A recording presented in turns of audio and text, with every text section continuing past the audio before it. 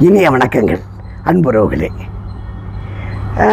ஒரு காலணி தயாரிக்கக்கூடிய செருப்பு, ஷூஸு, செருப்பு இதெல்லாம் தயாரிக்கக்கூடிய ஒரு நிறுவனம் அதுக்கு வேலைக்காக தேர்ந்தெடுக்கிறாங்க.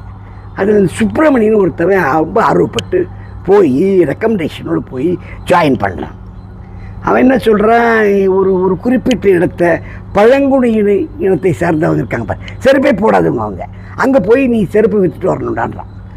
அங்கே போனால் செருப்பே ஒருத்தனும் போடல. இன்னும் 2-3 நாள் அங்கே இருந்து சாப்பிட்டுக்கிட்டு பார்த்தான், வியாபார ஆளை வந்துட்டான். ரமேஷ்னு அதுக்கப்புறம் ஒரு பையனை தேர்ந்தெடுத்து அனுப்பிச்சாங்க. அவன் போய் அங்கேயே தங்கி அந்த மக்களோட பழகி இவன் செருப்பு போட்டு காட்டி அவங்கள செருப்பு போட வச்சு கூட ஒரு கொடை விற்கிறவனுடைய டையப் ஒன்று வச்சுக்கிட்டு கொடை வியாபாரமும் பண்ணி 2 சிறப்பாக ஜெயிச்சான் பாருங்க.